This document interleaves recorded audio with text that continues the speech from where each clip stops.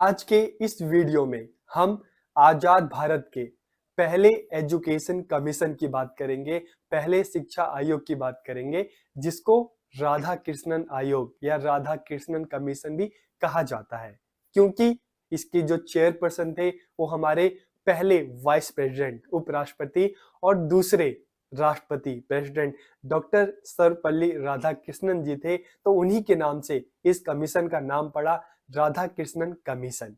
और इस कमीशन को यूनिवर्सिटी एजुकेशन कमीशन या विश्वविद्यालय शिक्षा आयोग भी कहा जाता है, क्योंकि इस कमीशन का काम था यूनिवर्सिटी लेवल की जो एजुकेशन थी उस पर रिसर्च करना, उसमें क्या प्रॉब्लम्स है उसका पता लगाना और उसका क्या सॉल्यूशन हो सकता है अपने सजेशन देना। तो आज के इस वीडियो में हम राधा कृष्णन कमीशन की बात करेंगे कि ये कमीशन क्या था, इसको कब बनाया गया और इसने अपनी क्या-क्या सजेशंस गवर्नमेंट ऑफ इंडिया को दी। तो वीडियो को आखिरी तक देखिए और वीडियो कैसा लगा कमेंट करके जरूर बताइए। तो हम वीडियो को शुरू करते हैं। तो आज का हमारा विषय है राधा कृष्णन कमीशन। तो हम वीडियो को शुरू करते हैं और इस कमीशन के बारे में जानते हैं। तो इस कमीशन के बारे में सबसे पहली बात, इसको राधा कृष्णन कमीशन या आयोग इसलिए कहा जाता था क्योंकि इसके जो चेयरपर्सन थे वो हमारे फर्स्ट वाइस प्रेसिडेंट और सेकंड प्रेसिडेंट, प्रथम हमारे जो उपराष्ट्रपति थे और सेकंड जो राष्ट्रपति थे डॉक्टर सर्वपल्ली राधाकृष्णन, वो इसके चेयरपर्सन थे। तो इसलिए इस कमीशन को उनके नाम से भी जाना जाता है, राधा कृष्णन कमीशन। और विश्वविद्यालय शिक्षा आयोग या यूनिवर्सिटी एजुकेशन कमीशन इसको इसलिए कहा जाता है क्योंकि इसका काम था यूनिवर्सिटी लेवल की जो एजुकेशन है उस पर रिसर्च करना, उसकी प्रॉब्लम्स का पता लगाना और उन प्रॉब्लम्स को कैसे दूर किया जा सकता है इस संबंध में सुझाव देना, सजेशन देना। तो इसलिए इसको विश्वविद्यालय शिक्षा आयोग या यूनिवर्सिटी एजुकेशन कमीशन भी कहा जाता है। It was the first education commission of independent India. यह स्वतंत्र भारत का पहला शिक्षा आयोग था। इसे विश्वविद्यालय शिक्षा आयोग भी कहा जाता है, इसका कारण मैंने आपको बता दिया, ठीक है। क्योंकि इसकी नियुक्ति विद्यालय स्तर की शिक्षा व्यवस्था संरचना की जांच करना और उस समय की जो प्रॉब्लम्स है, समस्या है, उसका पता लगाकर इस संदर्भ में भारत सरकार को सुझाव देना था, सजेशन देना था। तो इसलिए इसको यूनिवर्सिटी एजुकेशन कमीशन या विश्वविद्यालय शिक्षा आयोग भी कहा जाता है। The commission was appointed on November 4, 1948। ये कमीशन कब बनाया गया, कब नियुक्त किया गया? 4 नवंबर 1948 को। इस आयोग ने 25 अगस्त 1949 को अपनी रिपोर्ट भारत सरकार को सौंप दी। डॉक्टर राधा कृष्णन इस आयोग के अध्यक्ष थे। जैसे मैंने आपको स्टार्टिंग में बताया कि हमारे जो फर्स्ट वाइस प्रेसिडेंट थे डॉक्टर राधा कृष्णन, वो इस कमीशन के चेयरपर्सन थे, अध्यक्ष थे। तो इसलिए उनके नाम से भी इस कमीशन को जाना जाता है, राधा कृष्णन कमीशन या राधा कृष्णन आयोग। अब हम जानते हैं कि इस आयोग के जांच के विषय कौन से थे, टर्म्स ऑफ रेफरेंसेस क्या क्या थे। To study the contemporary universities and find out their problem, कि तत्कालीन विश्वविद्यालय, उस समय के जो विश्वविद्यालय थे उनका अध्ययन करना और उनकी समस्याओं का पता लगाना। प्रशासन और वित्त के बारे में सुझाव देना, to give suggestion about administration and finance, कि किस तरह से जो यूनिवर्सिटीज है उसका प्रशासन चलाया जाए, किस तरह से फाइनेंस की जो व्यवस्था की जाए और किन चीजों पे कितना फाइनेंस लगाया जाए। उच्च शिक्षा के लक्ष्यों को निर्धारित करना, to determine the aims of higher education, कि हायर एजुकेशन के एम्स क्या होने चाहिए। उच्च शिक्षा के शिक्षण स्तर को बढ़ाना, to raise the teaching standard of higher education. To present plans for the welfare of the student, की विद्यार्थियों के कल्याण के लिए योजनाएं प्रस्तुत करना। To find solution about indiscipline among the student, कि विद्यार्थियों के बीच में जो अनुशासनहीनता की जो समस्या है, जो उपस्थिति है, इसका समाधान क्या हो सकता है। शिक्षकों की नियुक्ति, वेतनमान और सेवा शर्तों के बारे में सुझाव देना, to give suggestion regarding appointment, pay scale and service condition of the teachers. To submit suggestion regarding medium duration and curriculum of education, कि शिक्षा के माध्यम, अवधि और पाठचर्या के बारे में भी सुझाव देना। तो ये इसके जांच के विषय या टर्म्स ऑफ रेफरेंसेस हम कह सकते हैं। अब हम देखते हैं कि इस कमीशन की मुख्य सिफारिशें क्या थी। तो सबसे पहले एक एक पॉइंट हम देखेंगे और उसके बाद एक एक पॉइंट को मैं एक्सप्लेन करूंगा, आप उसको फिर देखना। तो इसके जांच के विषय क्या क्या थे? AIIMS of education, teaching faculty के बारे में, ठीक है, स्टैंडर्ड ऑफ टीचिंग, टीचिंग का स्टैंडर्ड क्या होना चाहिए, ये भी इसका जांच का विषय था। Administration and finance of the universities, की विश्वविद्यालय का प्रशासन और वित्त, इस संबंध में जांच करना और सुझाव देना। Organisation and structure of university education, कि विश्वविद्यालय शिक्षा की संरचना और संगठन, इस बारे में सुझाव देना था। पेशेवर शिक्षा, प्रोफेशनल एजुकेशन को लेकर सजेशन देना था। धार्मिक शिक्षा, रिलीजियस एजुकेशन के बारे में। मीडियम ऑफ हायर एजुकेशन, उच्च शिक्षा का माध्यम क्या होना चाहिए। एग्जामिनेशन के बारे में इसको रिसर्च करके इस संबंध में सुझाव देने थे। और विद्यार्थी कल्याण और उनकी गतिविधियां, student welfare and their activities. स्त्री शिक्षा, वुमेन एजुकेशन के बारे में। और ग्रामीण विश्वविद्यालय और महाविद्यालय, रूरल यूनिवर्सिटीज एंड जो कॉलेज थे, इस बारे में इसको अपने सजेशन देने थे। तो देखिए 1947 में हमें फ्रीडम मिली और 1948 में ये आयोग बना, ठीक है। कंट्री हमारी नहीं थी, हमें आज़ादी मिली थी, तो हमें अपने हिसाब से जो नियम बनाने थे, ठीक है। तो इसलिए यूनिवर्सिटी लेवल से इसकी शुरुआत की गई और सबसे पहले जो कमीशन बना, राधा कृष्ण कमीशन। तो अब हम एक एक इसकी जो सिफारिशें थी उसके बारे में हम बात करते हैं। सबसे पहले अगर हम एम्स ऑफ एजुकेशन की बात करें, शिक्षा के लक्ष्य की बात करें, तो टू ट्रेन फॉर डेमोक्रेसी, कि हम एक नए नए लोकतंत्र बने थे, तो लोकतंत्र के लिए लोगों को तैयार करना, उनको प्रशिक्षित करना।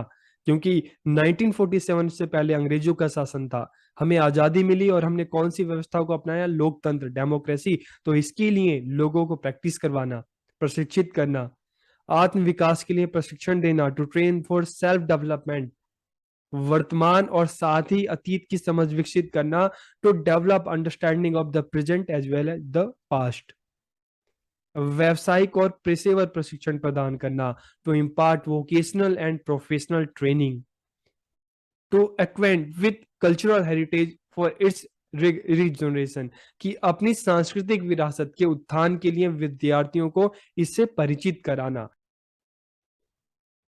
अब हम बात करते हैं शिक्षण संकाय की, टीचिंग फैकल्टी की। तो आयोग के अनुसार शिक्षकों को 4 श्रेणियों में विभाजित किया जाए। कौन कौन सी ये श्रेणियां, कैटेगरी होनी चाहिए?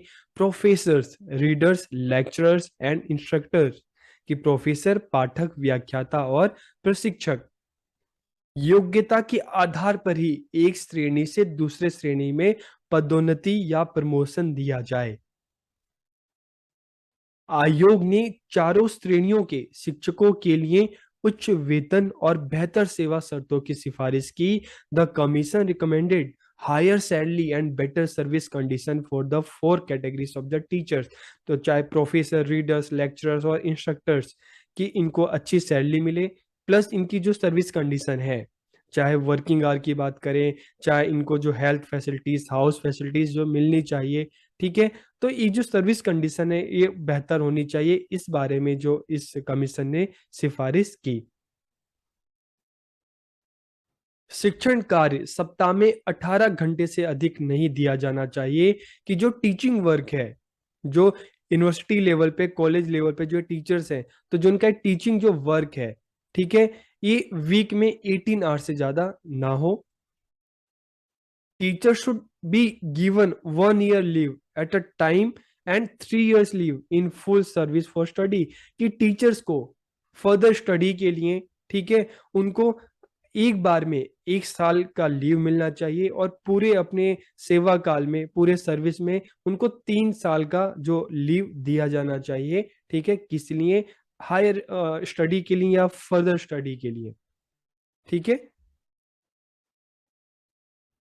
सेवा से अवकाश की उम्र 60 से बढ़ाकर 64 वर्ष की जाए। Retirement age to be increase from 60 to 64 years.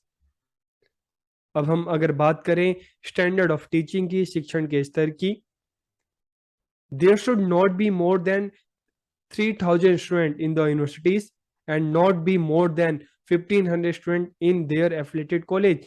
की यूनिवर्सिटीज में 3000 से ज्यादा स्टूडेंट नहीं होने चाहिए, ठीक है, और उससे एफिलेटेड कॉलेज में, एक कॉलेज में 1500 से ज्यादा स्टूडेंट कॉलेज में ना हो। Students who have completed 12 years of study at a school should be admitted in the universities and colleges। कि विश्वविद्यालय और महाविद्यालयों में केवल उन्हीं बच्चों को प्रवेश दिया जाए जो 12 वर्ष की विद्यालय शिक्षा पूरी कर चुके हों। Number of working days 180 in a year excluding of examination days. कि जो कार्य दिवस हैं, जो वर्किंग डेज है, वो 180 डेज होने चाहिए और इसमें परीक्षा को शामिल ना किया जाए।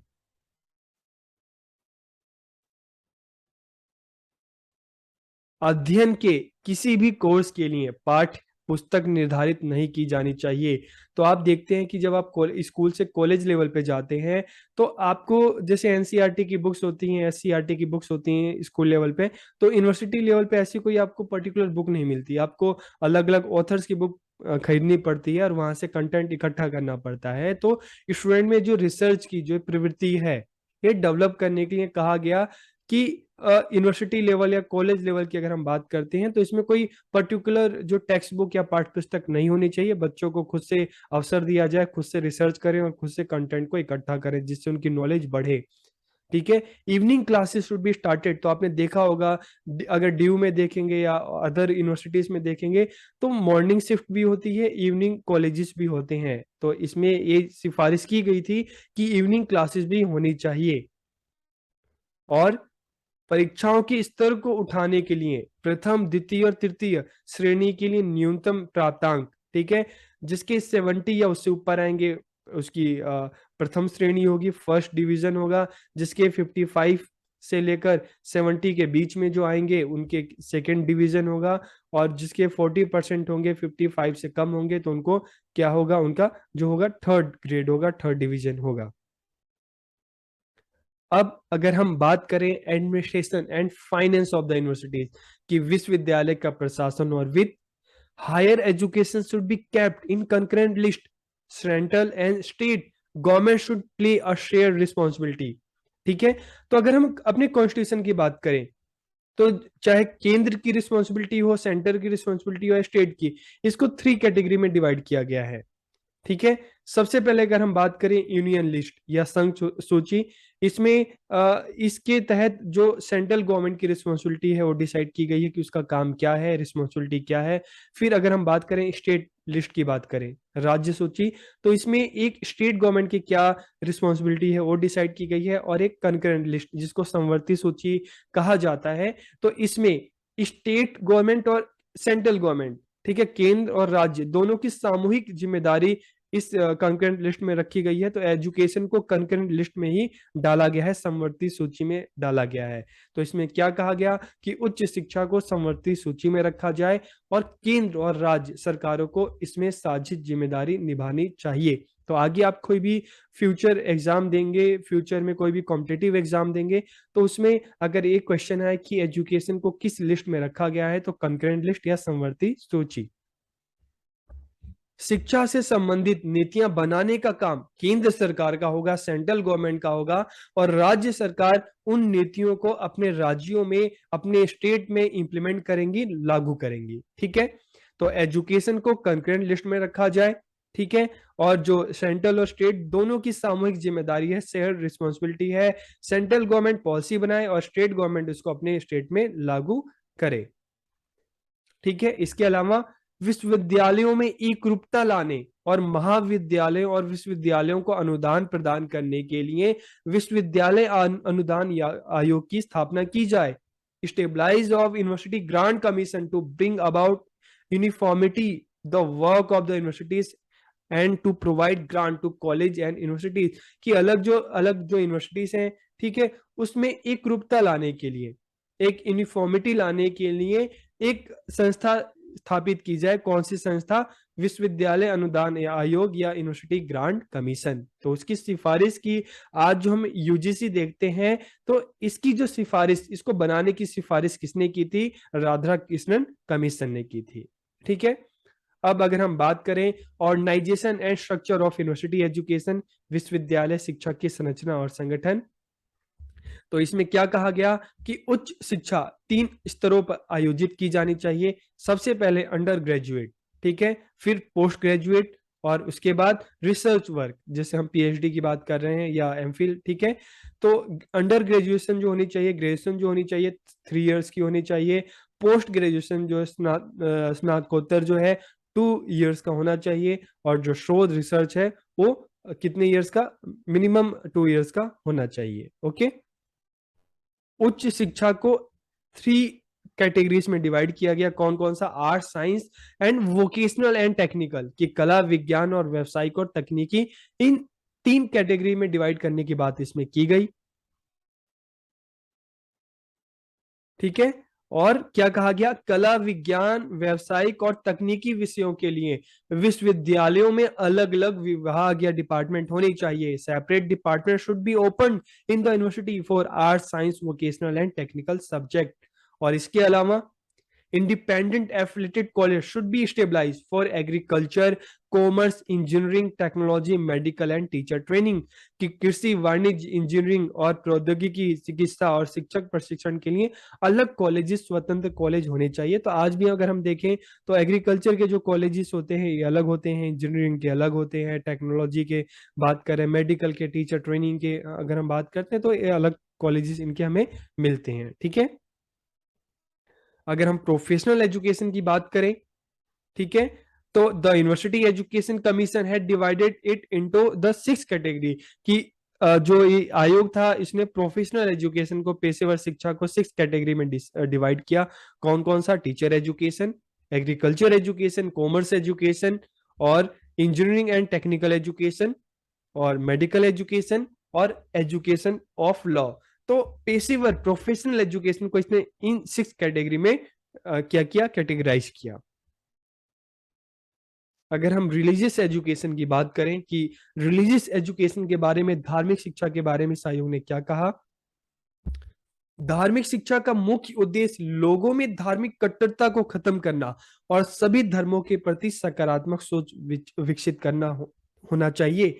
तो इस कमीशन ने कहा कि धार्मिक शिक्षा का उद्देश्य लोगों की धार्मिक कट्टरता को खत्म करना और इस तरह की लोगों में सोच विकसित करना बच्चों में कि वो सभी धर्मों की रिस्पेक्ट करें। तो इसके लिए क्या किया जाए? डिग्री कोर्स के, अगर हम ग्रेजुएशन की बात करें तो फर्स्ट ईयर में, प्रथम वर्ष में विद्यार्थियों को बुद्ध, कन्फ्यूशियस, सुकरात, यीशु, शंकर, मोहम्मद, कबीर, नानक, गांधी आदि विश्व प्रसिद्ध जो महापुरुष हैं उनके जीवन और उनके कार्यों के बारे में बच्चों को बताया जाए। डिग्री कोर्स के दूसरे साल में, ग्रेजुएशन के जो सेकेंड ईयर है उसमें विश्व के प्रसिद्ध धार्मिक ग्रंथों में से सार्वभौमिक महत्व के कुछ चुने हुए भाग पढ़ाए जाएं। तो अलग अलग धर्मों की जो ग्रंथ है, ठीक है, उनमें की जो भी अच्छी चीजें हैं सभी ग्रंथों की, वो बच्चों को सेकेंड ईयर में पढ़ाया जाए, बताया जाए। और डिग्री कोर्स के तीसरे वर्ष में, थर्ड ईयर में, धर्म दर्शन की मुख्य समस्याएं पढ़ानी चाहिए। ठीक है, कि जो central problems of the philosophy, की जो ये धर्म दर्शन है इनकी समस्याएं क्या क्या हैं वो भी बताई जाए बच्चों को। ठीक है, तो बच्चों में जो धार्मिक कट्टरता को खत्म करके उनमें सभी धर्मों के लिए रिस्पेक्ट पैदा की जाए, ऐसी एजुकेशन, रिलीजियस एजुकेशन होनी चाहिए। फिर अगर हम मीडियम ऑफ हायर एजुकेशन की बात करें, उच्च शिक्षा का माध्यम, तो उच्च शिक्षा का माध्यम अंग्रेजी के बजाय कोई प्रादेशिक भाषा होनी चाहिए। ठीक है, कोई रीजनल लैंग्वेजेस होनी चाहिए और अंग्रेजी को जल्दी से जल्दी एक भारतीय भाषा से बदल दिया जाए, कि अंग्रेजी के स्थान पर भारत की जो भाषाएं हैं तो कोई एक भाषा का स्थानांतरण कर देना चाहिए जो भाषा अंग्रेजी की जगह ले, और उसी भाषा को हमारी राष्ट्रभाषा बनाया जाए या राष्ट्र स्तर पर उसमें शिक्षा दी जाए। तो इसमें कहा गया कि इसमें जो अगर हम बात करें हिंदी, तो हिंदी का जो अगर हम कहेंगे वर्चस्व सभी भाषाओं में से सबसे ज्यादा था, तो संघीय भाषा हिंदी को शिक्षा का माध्यम बनाने की स्वतंत्रता होनी चाहिए। Federal language Hindi should have the freedom to make medium of instruction, कि हिंदी में वो काबिलियत है तो उसको ये स्वतंत्रता मिलनी चाहिए। उच्च विद्यालयों और विश्वविद्यालयों में अंग्रेजी शिक्षा को बनाए रखना चाहिए, लेकिन अंग्रेजी एक भाषा के रूप में, ठीक है, अंग्रेजी की शिक्षा चाहे हम बात करें उच्च विद्यालय की बात करें, हाई स्कूल की बात करें या यूनिवर्सिटी की बात करें, तो इंग्लिश को बच्चों को पढ़ाया जाना चाहिए। अगर हम एग्जामिनेशन की बात करें, परीक्षाओं की बात करें, तो आयोग ने विश्वविद्यालयों की परीक्षा प्रणाली को सबसे अधिक दोषपूर्ण पाया और इस संबंध में उसने सुझाव दिए, ठीक है, कि उसको सबसे ज्यादा जो कमी लगी और जो अगर हम बात करें एग्जामिनेशन जो सिस्टम था, परीक्षा प्रणाली थी, इसमें उसको लगी, ठीक है, 3 वर्षीय डिग्री कोर्स की परीक्षा 3 वर्ष के पश्चात न होकर प्रत्येक वर्ष के अंत में होनी चाहिए। कि 3 वर्ष की जो डिग्री है तो परीक्षा ये नहीं कि ग्रेजुएशन के तीसरे साल ली जाए, ऐसा नहीं होना चाहिए, बल्कि हर साल बच्चों की परीक्षा एग्जाम लिया जाए। विद्यार्थियों की प्रगति का मूल्यांकन करने के लिए वस्तुनिष्ठ प्रगति परीक्षाओं का सेट तैयार किया जाना चाहिए।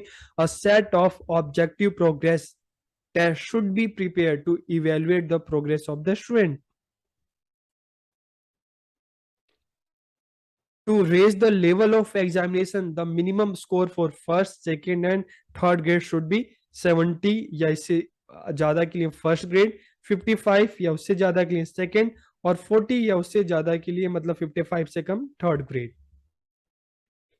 विश्वविद्यालयों की परीक्षाओं में रियायती अंक देने की जो व्यवस्था थी इसे समाप्त कर देना चाहिए। जो बच्चों को ग्रीस मार्क्स जो दिए जाते थे ये नहीं देने चाहिए। इस प्रणाली को, इस सिस्टम को खत्म कर दिया जाना चाहिए। अगर हम बात करें student welfare and their activities की, विद्यार्थी कल्याण और उनकी गतिविधियों की, सभी विश्वविद्यालयों में चिकित्सा और स्वास्थ्य सेवाएं उपलब्ध होनी चाहिए। All universities must have hospital and health services. गरीब विद्यार्थियों के लिए छात्रवृत्ति की व्यवस्था होनी चाहिए, जो गरीब बच्चे उनके लिए स्कॉलरशिप होना चाहिए। और 2 years of physical education be required for all student, कि 2 वर्ष की शारीरिक शिक्षा सभी बच्चों के लिए कंपल्सरी होनी चाहिए, अनिवार्य होनी चाहिए। और सभी महाविद्यालय मतलब कॉलेज और विश्वविद्यालय यूनिवर्सिटी में विद्यार्थियों के लिए छात्रावास, हॉस्टल की सुविधाएं, जो फैसिलिटीज होनी चाहिए, ताकि दूर दराज से बच्चे भी आकर अपनी हायर एजुकेशन ले सकें। इसके अलावा विश्वविद्यालय और कॉलेज में छात्र संघ का गठन होना चाहिए, लेकिन इसे राजनीति से दूर रखा जाना चाहिए।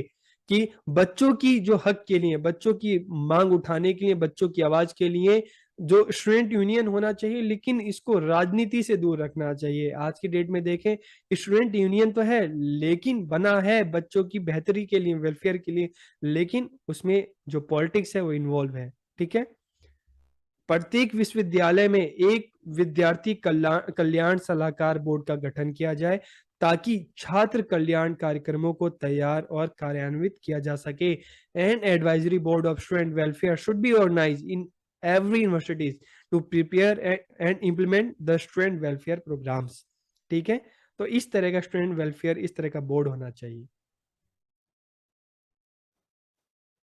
विद्यार्थियों को स्वस्थ रखने के लिए खेलों के मैदान और व्यायामशालाएं, जो जिम है, उनकी समुचित व्यवस्था की जाए। तो कॉलेज में, यूनिवर्सिटीज में प्ले ग्राउंड होना चाहिए, जिम होना चाहिए, ठीक है।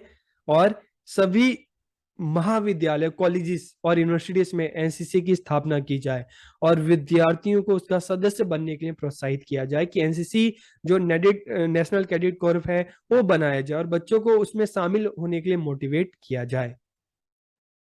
अगर हम वुमेन एजुकेशन की बात करें, तो महिला शिक्षा के पाठ्यक्रम में गृह प्रबंधन, घरेलू अर्थशास्त्र और पोषण शामिल होना चाहिए। The curriculum of women education should be include, क्या क्या होना चाहिए, home management, home economics and nutrition. महिलाओं की शिक्षा का मुख्य उद्देश्य उन्हें अच्छी माँ और अच्छी गृहिणी बनाना होना चाहिए। The main aim of women education should be to make them good mother and good housewife, ठीक है। तो इस तरह का वुमेन एजुकेशन को लेकर उन्होंने सजेशन दिया। तो अगर अगर हम बात करें कि हम एक अच्छी गृहिणी या एक अच्छी माँ की बात क्यों कर रहे हैं, ऐसी एजुकेशन, तो देखिए उस टाइम की जो एजुकेशन थी, उस टाइम की जो सोसाइटी थी, वो अलग थी। उस टाइम वुमेन को घर के अंदर ही रखा जाता था, बहुत कम थी जिनको बाहर जॉब के लिए, एजुकेशन के लिए भेजा जाता था। तो इसलिए इसमें कहा गया कि एजुकेशन ऐसी होनी चाहिए जो एक वुमेन को एक अच्छी माँ और एक अच्छी जो हाउस वाइफ जो है वो बनाए। ग्रामीण विश्वविद्यालय और महाविद्यालय, रूरल यूनिवर्सिटीज एंड कॉलेजेस की अगर हम बात करें, ठीक है, तो ग्रामीण शिक्षा का उद्देश्य ग्रामीण क्षेत्रों में ग्रामीण विश्वविद्यालयों को स्थापित किया जाना चाहिए। तो ग्रामीण शिक्षा के उद्देश्य के लिए ग्रामीण क्षेत्रों में कॉलेजेस और यूनिवर्सिटीज वो स्थापित किए जाएं, ठीक है। एक ग्रामीण महाविद्यालय, एक ग्रामीण महाविद्यालय में विद्यार्थियों की संख्या 300 से ज्यादा, 300 से ज्यादा नहीं होनी चाहिए। और अगर यूनिवर्सिटीज की बात करें तो उसमें 2500 से ज्यादा स्टूडेंट नहीं होने चाहिए। ग्रामीण विश्वविद्यालयों में अनुसंधान कार्यों की व्यवस्था की जानी चाहिए। तो research facilities should be organise in rural universities, ताकि जो कृषि की जो पैदावार है, ठीक है, वो और बेहतर बनाई जा सके। अगर कृषि में नए नए शोध होंगे तो नई नई टेक्नोलॉजी का यूज किया जा सकता है, कृषि को और बेहतर किया जा सकता है। अब अगर हम बात करें impact of Radha Krishna commission की, इसके इम्पैक्ट की बात करें, इसके प्रभाव की बात करें, ठीक है, तो देखिए इसने यूनिवर्सिटी जो बात करें, यूजीसी की बात करें, यूनिवर्सिटी ग्रांट कमीशन की बात करें, इसने कहा कि अलग अलग यूनिवर्सिटीज हैं उसमें तालमेल के लिए एक यूजीसी होना चाहिए।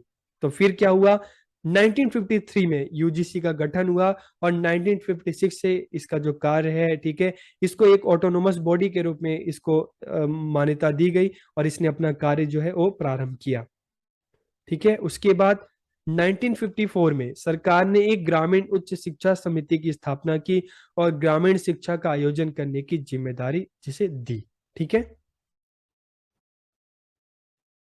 इस आयोग के सुझाव पर कृषि, वाणिज्य, इंजीनियरिंग, चिकित्सा, कानून और शिक्षक प्रशिक्षण के लिए स्वतंत्र महाविद्यालयों की स्थापना की गई।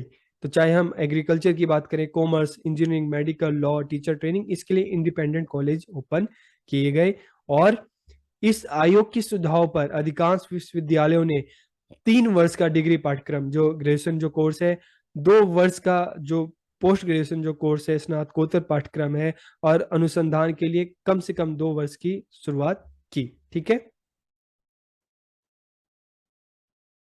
विश्वविद्यालयों और महाविद्यालयों में एनसीसी 1948 से और एनएसएस 1969 से इसकी शुरुआत हुई।